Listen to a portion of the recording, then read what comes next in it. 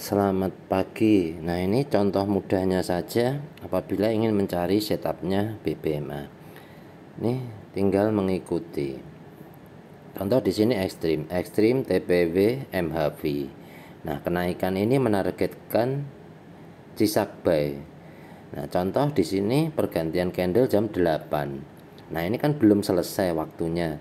Waktu candle berjalan ini membutuhkan waktu 4 jam. Apabila tadi gantinya jam 8, maka candle ini akan berjalan sampai dengan jam 12.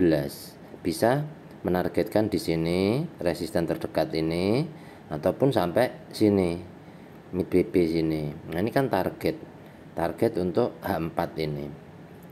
Nah, cari entry-nya apabila di sini ini kan bukan tempat entry karena kan EMA 5 ini. Nah, selanjutnya cek di H1.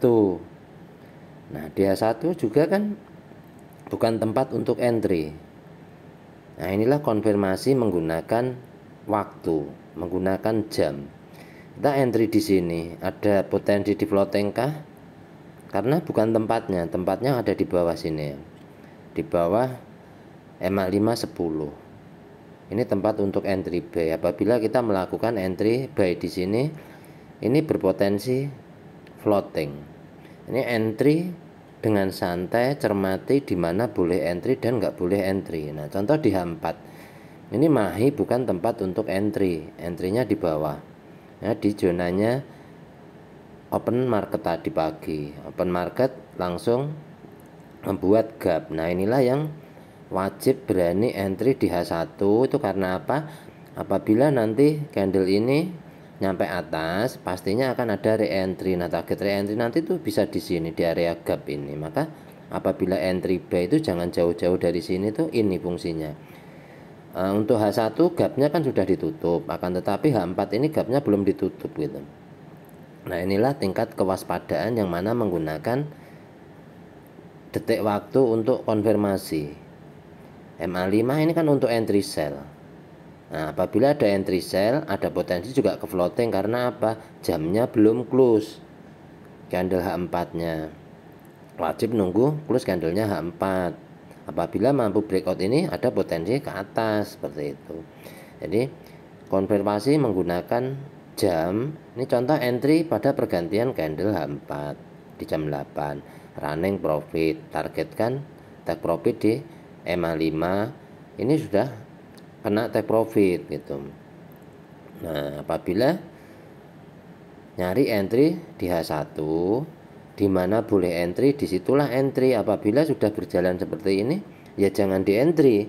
Apabila di entry ada potensi floating gitu. Jadi ini nunggu perjalanan ini sesuai dengan time frame-nya. Lika-liku ngisi time frame di atasnya ini membutuhkan proses gitu. Apabila entry di M5 M15 ya itu tadi takutnya kepontang-panting karena apa? H1-nya ini kan malonya masih di bawah mid BB. Harga baru beranjak naik ini baru mau merubah harga, akan tetapi belum merubah tren gitu. Maka ketika ada perubahan harga ini kita wajib sabar untuk nunggu re-entry-nya.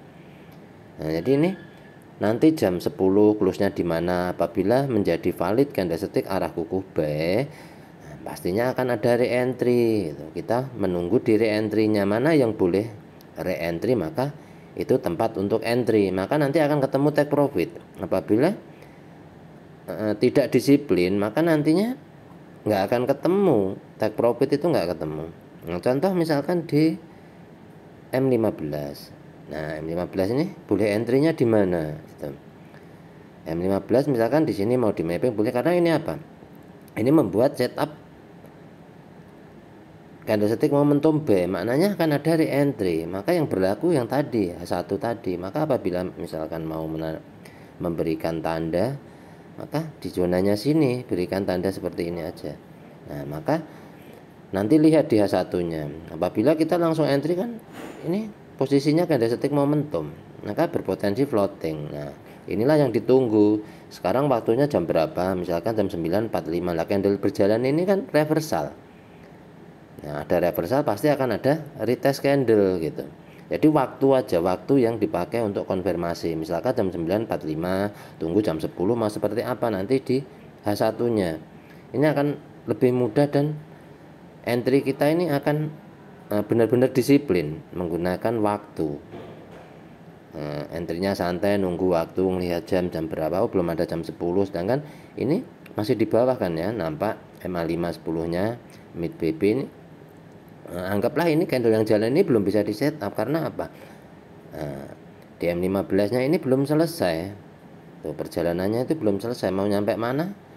Ini kan bukan zonanya untuk entry buy kan, masih di bawah sini. Nah, ini tingkat-tingkat kewaspadaan ataupun kehati-hatian yang mana BBMA itu sudah menyediakan tempat untuk entry, maka wajib menunggu entry. Apabila nggak sabar, boleh misalkan mau di limit gitu boleh. Ini kan harga open ya yang ditandain ini. Nah, ini saya selalu menggunakan warna ini untuk harga open. Nah, apabila entry ke bawah floating gitu ya, walaupun nantinya kejemput, akan tetapi untuk apa entry tahu di bawah floating, mendingan nunggu di areanya mana yang boleh di entry untuk entry buy, maka wajib mengikuti H1. Nah, ini karena apa? Sudah masuk time frame besar yang mana daily yang punya setup daily MHV, maka H1 ini yang wajib kita ikuti, daily H4 H1. Nah, H1 inilah yang akan membentuk struktur lengkap untuk kenaikan. Kurang lebihnya itu seperti itu. Tidak perlu membebani pikiran dengan yang aneh-aneh. Contoh daily, nggak mungkin kita akan sell di bawah posisi malu seperti ini gitu. Nah, ini logika-logika mudah saja yang mudah dicerna. Apabila mau entry sell pastinya di area mahi gitu. Apabila kita menggunakan fungsi dan peranan Bollinger Band, maka di mid BB inilah kita siap-siap untuk entry sell karena candle di bawah mid BB. Nah, ini contoh-contoh mudah saja. Ini kan pembatas ya.